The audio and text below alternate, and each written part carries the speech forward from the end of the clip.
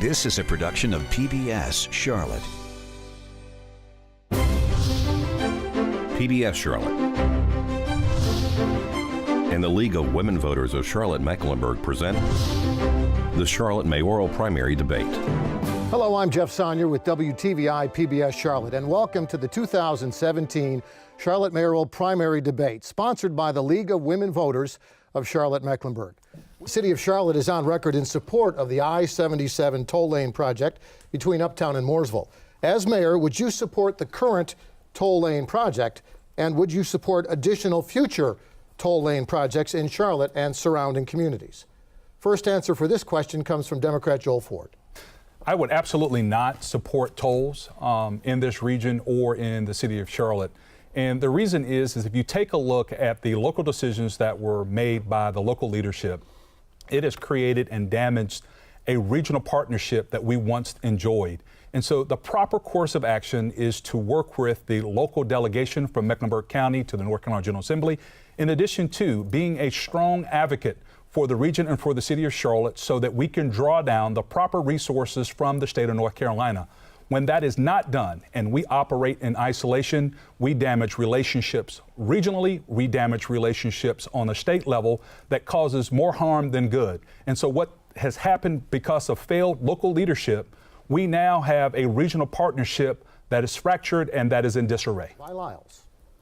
Thank you for this question. Since I am the City Council's representative on the Regional Transportation Board, I'd like to really encourage everyone to go to the NCDOT website and look at the study report that examines whether or not the toll road should be continued as is or be done differently.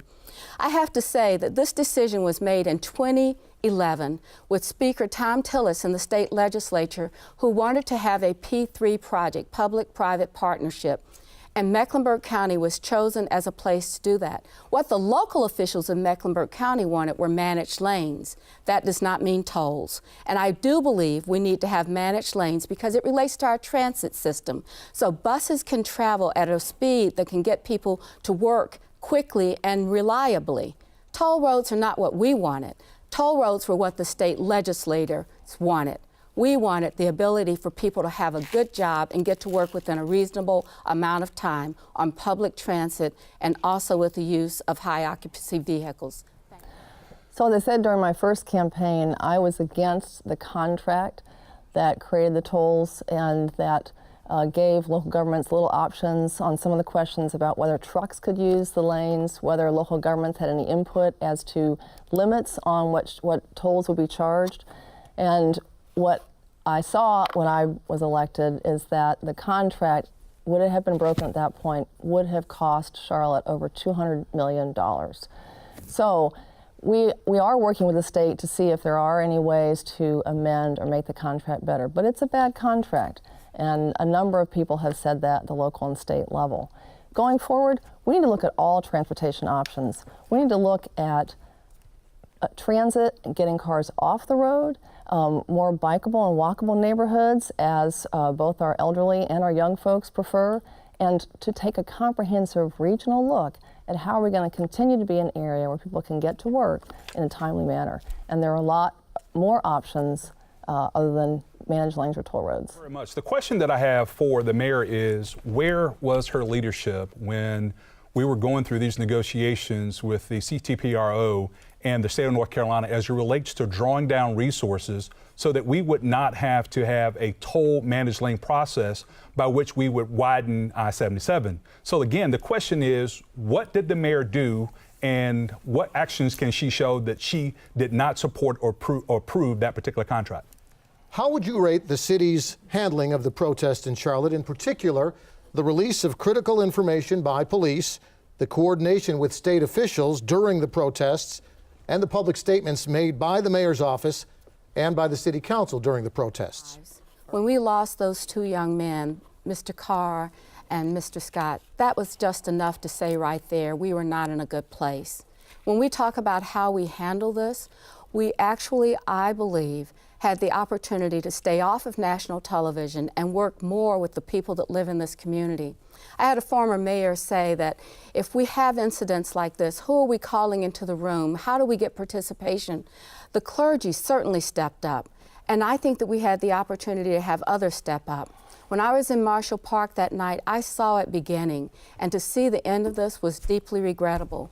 We need the leadership that includes and engages everyone in the city when we have these kinds of incidents. Going forward, I wrote a 7-point plan that I sent to the mayor and the city council to say these are some opportunities to do things differently. Systematic ones are around jobs and housing. But more importantly, the one that needs to be most important right now is trust in our law enforcement and the trust with our community. First, I agree with my colleague, Vi Lyles, that the loss of life was a tragedy, and our thoughts and prayers go out to the families. No one should have to lose a family member the way the Scott family did. I was uptown every night during the protests. I met with protesters. I met with faith leaders.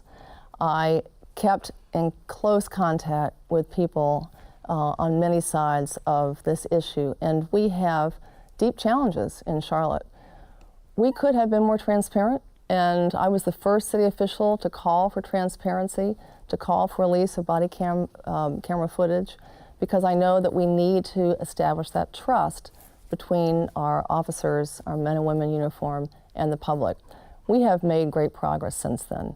We have worked to increase training. We have worked to put officers in the community. We have hired officers who better reflect the communities they serve. But we still have a lot of work to do. We've got an affordable housing goal. We have job creation that we're working on, and after-school programs to keep our youth off the streets. Many things are going to help move our community forward, and it takes all of us working together. Riots are the voice of the unheard. And if you take a look at the leadership during that particular time in our city's history, it was an absolute failure.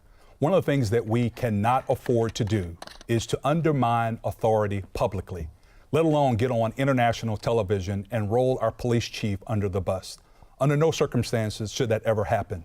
We have to provide strong leadership during a crisis, and what we saw last September was the exact opposite. And so as mayor, what I'm looking to do is to work on the real issues before a crisis happened. And so the issues and the challenges in the city of Charlotte didn't just happen. They have been decades in the making. And so if our local leaders would focus on local issues such as better paying jobs, affordable housing, traffic and infrastructure, we could mitigate and save a lot more lives and help a lot more families than what we currently are doing right now. A recent study says Charlotte is one of America's toughest places for those in poverty to climb out of poverty. What would you do as mayor to share the city's economic success with those facing economic pressures, for citizens who don't have a job or an education or a place to live? The ranking of Charlotte as the 50th in the large cities without having upward mobility is a real problem and a real issue. But it's not something that I'm unfamiliar with. We had a study in the 70s that showed we placed infrastructure in different parts of the city based upon income. We had, in 1980s, we had studies that defined city within a city as being a city that's been left behind, and programs were put in place to try to reserve and provide housing in those areas. But now we're talking about a holistic approach to this. To me, there's some very specific things that mayors can do, and these are the things that I pledge to do. One, whenever there's public money involved in projects, to require minority and women business participation in those projects, because we know small businesses provide jobs for people. Two, that we really address the issue of affordable housing by working very hard to place housing where students can have stable work environment or stable school environments. The other issue is that we have permitting systems that often cost us in terms of creating opportunity. So we need to attract new businesses and really ask them to build from our local employment base and employ those people. When Charlotte discovered it was 50 out of 50 cities and closing the opportunity gap, it put together a task force.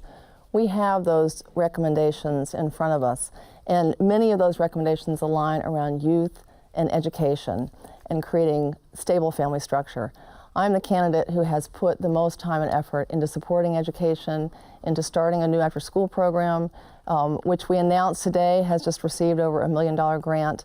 And one of the people I've been working with on that is someone who was actually in the protesting lack of opportunity in Charlotte. So we are working very hard. I have a mayor's youth employment program. I plan to double that to have more than 1,000 young people in the summer connected to real career opportunities. But I also want to make sure only 2 of those 21 strategies directly related to women and girls. So I want to make sure that we're not leaving half our population behind. That's why I fought for equal pay, for paid family leave, and for a $15 minimum wage. And that's why I helped raise $8 million for a domestic violence shelter. We want to make sure women and girls have the same opportunities, and I will continue to work to close that opportunity gap for everyone. If you grow up poor in the city of Charlotte, you have less than a 5% chance to get out of poverty. That's a problem that keeps me up at night. And so as a husband and father, I understand what that looks like. And for the local leadership to talk about this in the abstract, as if this just happened, it hasn't. The city of Charlotte has been on this track, 50 out of 50 in economic mobility for decades. So what we need is a fresh voice, new ideas to come to the table to help solve this problem for the city of Charlotte. If you go to my website, joelfortformayor.com, you can see a concrete plan on how we're going to help move this city forward. And so what we need is leadership that's going to take us from 50 to 40, 40 to 30, 30 to 20, and to get us into the top 10 in the nation in economic mobility. For local leadership not to recognize this day one when they take office, instead of focusing on national issues, we need to work on local issues, and that is serving families in our community who are most in need and hardest to serve. This year, Charlotte's seen a lot more murders than we're used to. If this keeps up, this year's murder rate could be the highest in more than 10 years. As mayor, what are your plans to control crime, in particular violent crime, in Charlotte neighborhoods? We are continuing to work with CMPD, with law enforcement, but also with counselors, the faith community, with teachers, with parents, because we need to continue to focus on better solutions that are collaborative.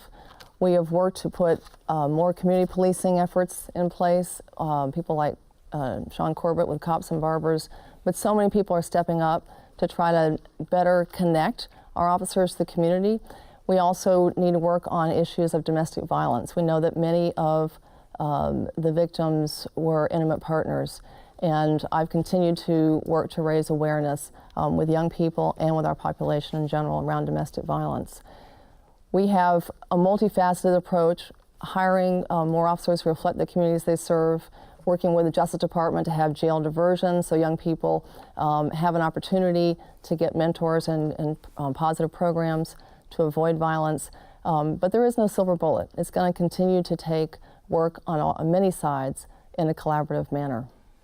We can't police our way out of this current crime wave in the city of Charlotte. We're going to have to create some jobs. And so what the mayor can do is to be a champion and an advocate for those parts of our community that are most in need and hardest to serve. And so if you take a look at the unemployment rates and the underemployment rates in East and West Charlotte, we need someone in City Hall that is going to talk to the economic developers and to make sure that when we're spending public dollars, we're putting more monies into those communities to help raise up those individuals who are most in need in our community. One of the things that the mayor can do is to be a supporter of law enforcement. Right now, we have over 200 vacancies in Charlotte-Mecklenburg Police Department, with more to come based upon these pending retirements. And so it's also important that the mayor get on the recruiting trail to make sure that law enforcement know, one, that they're going to be supported, they're going to be the best trained, best equipped, and best paid that the city of Charlotte can afford, so that we can retain those officers and make sure that we keep our community safe. I have 3 areas of focus as we talk about safety in our community. First, creating the opportunity. I developed and designed the apprenticeship program where we are training people that are under or unemployed in construction and fiber optic cabling. We need to expand that program. The second thing that we need to do is we do need to have our police officers in our neighborhoods talking with our neighbors so that they know and understand that the police department is as committed to their personal safety as they are to any idea of somebody just breaking into your car. It is about personal safety. And the final thing that I would say is that we have to work on the reduction of violent crime. That means where this violent crime is occurring, we need to look at the causes of it and then develop strategies to attack it. Should the city consider raising local sales or property taxes to spend more money on transportation infrastructure, either road widening and maintenance, or public transit like light rail and streetcars, or maybe both? So one of the things that we know in a 21st century city that's the second fastest growing city in America is that people need transportation options. Some people can't afford a car. They need to be able to get to the doctor and to work with public transportation. So we absolutely need to continue to expand public transportation, transit bus system. We're rerouting our buses so that they're not going to all be going into the center and out, but will be more cross-town routes to make it more accessible and easier. We also need to expand bikeways and walkability of our communities, because a lot of people are able to bike and walk to work. And mixed-use housing and mixed-use developments will allow more of that to happen as well. We are going to continue to see people moving away from cars. We know we have autonomous vehicles in the future. There are a lot of interesting things that are being researched right now. And I think the key is going to be options, to be able to have people afford to live in Charlotte, be able to have access to those things they need to be successful. Well, let me answer the question this way, and I want to be straightforward with the viewers of this debate. I will not advocate, nor would I support raising your taxes. One of the things that I don't think that we can afford to do is to not be clear about what our intentions are when we want to lead the city of Charlotte. And so for the mayor not to answer the question, that's a problem. So one of the things as mayor I would do for the city of Charlotte is to work with the North Carolina General Assembly, because right now that there are legislative restrictions on funding of light rail. Our mass transit system is a multi-billion-dollar project that is stuck on the shelf. And so unless we have local leadership that has a relationship with the North Carolina General Assembly to draw down the necessary state funding to help us with our traffic and infrastructure, the city of Charlotte will be stuck in neutral. So we have to understand that people do need transportation to be able to move from work to home, and they need to be able to do that in reasonable amounts of time so that we can spend time with our families. So what I want to say is our focus should really be on how do we move the city's traffic more efficiently and do it in a way that gives people options. You know, the cost of a car is almost $3,000 in state taxes and local taxes. So if we can make it possible that a family doesn't have to have that car, it's going to make a real difference in the way that they can spend money on their children, on their children's education. When we talk about taxes, I believe that you can look at my record as the city's budget director. I did over 22 budgets without a tax increase. That means I understand governmental finance, and taxes are not the way to build a city of opportunity. What we need to do is build a city of opportunity for transportation options that people will embrace and endorse.